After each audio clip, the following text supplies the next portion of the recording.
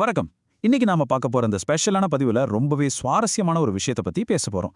கொஞ்சம் யோசிச்சு பாருங்களேன். மாநில அரசியல்ல நடக்கிற அந்த மிகப்பெரிய சதுரங்க ஆட்டங்களுக்கும் உங்க வீட்டு ஹால்ல உட்காந்துட்டு நீங்க சந்திக்கிற தினசரி பொருளாதார அழுத்தங்களுக்கும் ஒரு நேரடி தொடர்பு இருக்குன்னு சொன்னா நம்புவீங்களா? ஆமாங்க, அந்த தொடர்பை தான் இன்னைக்கு நம்ம உடைத்து பார்க்க போறோம். சரி, தாமதிக்காம நேரடியா விஷயத்துக்குள்ள போயிடலாம். இன்னைக்கு நாம என்னென்ன பார்க்க போறோம்னு சுருக்கமா சொல்லிடுறேன். முதல்ல அரசியல் சதுரங்கம், அடுத்து அரசியல் பொருளாதாரம், மூணாவதா உலகளாவிய சந்தைகள், நான்காவதா குடும்பச் சொத்து மாயை மற்றும் கடைசியா இந்த எலிப்பந்தயத்திலிருந்து எப்படி வெளியே வருதுங்கிறத பத்தியும் பார்க்க போறோம். முதலாவது பகுதி அரசியல் சதுரங்கம். அதாவது நம்ம தமிழக அரசியல் களம் இப்போ எப்படி இருக்குன்னு பார்க்கலாம். பாத்தீங்கன்னா நடிகர் விஜயோட தமிழக வெற்றிக் கழகம் இப்போ ஒரு புதுவிதமான வியூகத்தை கையில் எடுத்திருக்காங்க. ஒரு பக்கம் திராவிட மாடலோட மாநில சுயாட்சி மற்றும் சமூக நீதி, இன்னொரு பக்கம் தேசியவாதத்தின் ஒருங்கிணைந்த தேசப்பற்று. ரெண்டுமே கொள்கை அளவுல முற்றிலும் முரண்பட்ட விஷயங்கள் இல்லையா? ஆனா இந்த ரெண்டையும் இணைத்து மதச்சார்பற்ற சமூக நீதி அப்படிங்கிற ஒரு கொடையின் கீழ் கொண்டு வர அவங்க முயற்சிக்கிறாங்க. இதை அவங்க களத்துல எப்படி செயல்படுத்த போறாங்க அப்படிங்கறத இப்ப எல்லாரோட எதிர்பார்ப்போம். இப்போ நடக்கிற இந்த அரசியல் சதுரங்கத்துல அவங்க கோட்டைய பிடிப்போம்னு சொல்றது பனையூர்ல இருக்கிற தவேகா ஆபீஸ இல்லைங்க, நிஜமான புனித ஜார்ஜ் கோட்டைய. இதை நாம தெளிவா புரிஞ்சுக்கணும். இதே நேரத்துல இன்னொரு பக்கம் பாருங்க, கொறடா நடவடிக்கையை தவிர்க்க 3 அதிமுக எம்எல்ஏக்கள் ராஜினாமா செஞ்சிருக்காங்க. சபாநாயகர் ஜேசிலி பிரபாகர் நடுநிலையான ஒரு சட்ட நிலைப்பாட்டை எடுத்திருக்கார். அதிகாரத்தை கைப்பற்ற இந்த ஆட்டத்துல இதெல்லாம் ரொம்பவே முக்கியமான நகர்வுகள். இதெல்லாம் ஒரு பக்கம் இருக்க, இங்க ஒரு முக்கியமான முரண்பாட்டை கவனிச்சிங்களா? அரசு மருத்துவமனைகளை நாங்க உலகத்தரத்துக்கு மேம்படுத்திட்டோம்னு சொல்ற பல மூத்த அரசியல்வாதிகள் அவங்களுக்கு ஒரு அவசரம்னு வரும்போது மட்டும் KMCH மாதிரி தனியார் கார்ப்பரேட் ஆஸ்பத்திரியை தேடி போறாங்க. இத பார்க்கும்போது சாதாரண மக்களுக்கு பல கேள்விகள் வரத ரொம்ப சகஜம்தானே. சரி, அடுத்த பகுதிக்கு போவோம். அரசியல் பொருளாதாரம். அதாவது இந்த கவர்ச்சிகரமான திட்டங்களுக்கெல்லாம் எங்கிருந்து பணம் வருது? இங்க எண்கள் ரொம்ப ரொம்ப முக்கியங்க. குறு விவசாயிகளுக்கு 50,000 ரூபாய் பயிர்க்கடன் தள்ளுபடி செய்யறதா அறிவிக்கிறாங்க. இதுக்கான மொத்த செலவு எவ்வளவு தெரியுமா? 2044 கோடி ரூபாய். இது சும்மா சாதாரண நம்பர் கிடையாது. ரிசர்வ் வங்கியோட வழிகாட்டுதல்களின்படி இதற்கான நிதியை திரட்டணும்னா மூலதன செலவினங்களை மாற்றி அமைக்கணும், மாநில அரசோட கடன் வரம்புகளை பயன்படுத்தணும். தமுகோட வருவாய்த்துறை அமைச்சரா பொறுப்பேற்றுள்ள மூத்த தலைவர் KA செங்கோட்டையன் இந்த நிதி மேலாண்மையை எப்படி தீவிரமா ஆதரிச்சு பேசுறான்னு நாம இங்க கவனிக்கணும். மூன்றாவது பகுதி உலகளாவிய சந்தைகள். இதெல்லாமே நம்ம ஊர்ல நடக்கிற விஷயங்களை எப்படி பாதிக்குதுன்னு பார்க்கலாம். மத்திய நிதியமைச்சர் நிர்மலா சீதாராமன் சொல்ற அந்த 3F ஃபார்முலாவை கொஞ்சம் கவனிங்க. அதாவது ஃபியூயல், ஃபர்டிலைசர் மற்றும் ஃபாரெக்ஸ். எரிபொருள், உரம், அந்நிய செலவாணி, இந்த மூணுலையும் தீவிர கவனம் செலுத்த சொல்றாங்க. ஏன்னா மேற்காசியாவில் குறிப்பா ஹார்முஸ் நீரிணையில் நடக்கிற போர் பதற்றங்களால நம்ம ஊருக்கு வர்ற கச்சா எண்ணெய் இறக்குமதி பாதிக்கப்படலாம். அதனால நம்ம கிட்ட இருக்கிற $688 பில்லியன் அந்நிய செலவாணி இருப்பை நாம ரொம்ப உஷாரா கையாள வேண்டிய கட்டாயத்துல இருக்கோம். ஆனா கார்ப்பரேட் உலகத்துல இப்ப நடக்கிற ஒரு விஷயத்தை கேட்டீங்கன்னா ஆச்சரியப்படுவீங்க.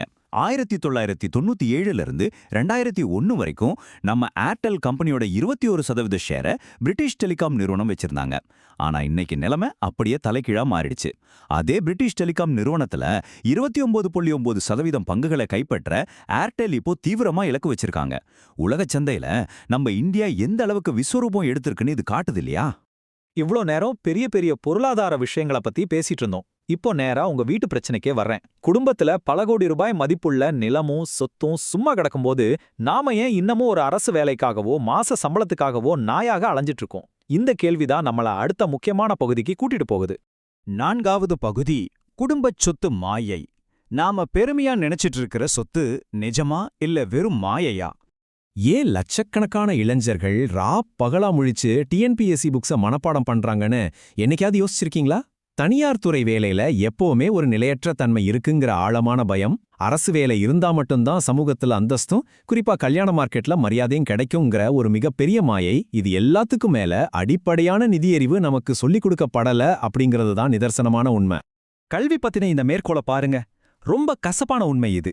நம்ம மனப்பாட கல்வி முறை எஜமானர்களுக்கு கீழ்ப்படியும் விசுவாசமான தொழிலாளர்களை மட்டுமே உருவாக்குதே தவிர தங்களோட சொந்த பணத்தை எப்படி நிர்வகிக்கிறதுன்னு யோசிக்கிற சுதந்திரமான சிந்தனையாளர்களை உருவாக்குறதே கிடையாது.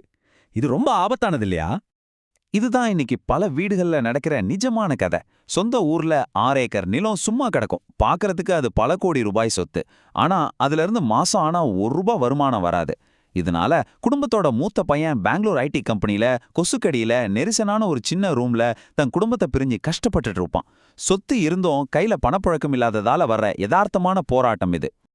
இன்னொரு பக்கம் ஒரு அப்பாவோட மனநிலையை கொஞ்சம் யோசிச்சு பாருங்க. பல ஏக்கர் நிலம் இருந்தாலும் அது ஒரு முதலீடா அவர் பார்க்கறதில்ல. ஊருக்காரன் என்ன சொல்லுவான்னு சமூகத்தோட கேள்விகளுக்கு பயந்து பையனுக்கு கல்யாணம் பண்ணி வைக்கணுங்கிற ஒரே காரணத்துக்காக அந்த நிலத்தை விற்க துடிக்கிறார். இது அவர் அறியாமையால செய்யறதில்லைங்க. தலைமுறையா நம்ம மூளையில திணிக்கப்பட்ட ஒரு சமூக கடமைங்கிற பயத்திலிருந்து வர்ற அழுத்தம். 5வது பகுதி, நிதி சுதந்திரம். சரி, இந்த முடிவே இல்லாத எலி பந்தயத்திலிருந்து எப்படித்தான் வெளியே வர்றது? கொஞ்சம் கணக்கு போட்டு பாப்போமா? உங்ககிட்ட 4 கோடி ரூபாய் மதிப்புள்ள முடங்கின சொத்து இருக்குன்னு வச்சுப்போம். அதை வித்து ஒரு 7% வட்டி கிடைக்கிற மாதிரி பேங்க்ல முதலீடு செஞ்சா வருஷத்துக்கு 28 லட்சம் ரூபாய் வட்டி கிடைக்கும். அதுல 30% வரியை கழிச்சிட்டாலும் மாச சுமார் 1,60,000 ரூபாய் நீங்க உழைக்காமலேயே உங்க கைக்கு வரும். யதார்த்தமான நிதி மேலாண்மை எவ்வளவு சுலபமானதுன்னு இப்போ புரியுதா? 1,60,000 ரூபாய். இந்த நம்பரை நல்ல மனசுல பதிய வச்சுக்கோங்க. முறையான சொத்து பகிர்வு, சரியான முதலீடு இருந்தா ஊர் மெச்சனுங்கிற எந்த ஒரு போலியான சமூக பெருமைக்காகவும் ஓடாம உங்க ஒட்டுமொத்த குடும்பமும் நிம்மதியாவும் ரொம்ப வசதியாவும் வாழ இந்த ஒரு தொகை மட்டுமே போதுமானது. அப்படியானால் உண்மையான நிதி சுதந்திரம்னா என்ன தெரியுமா?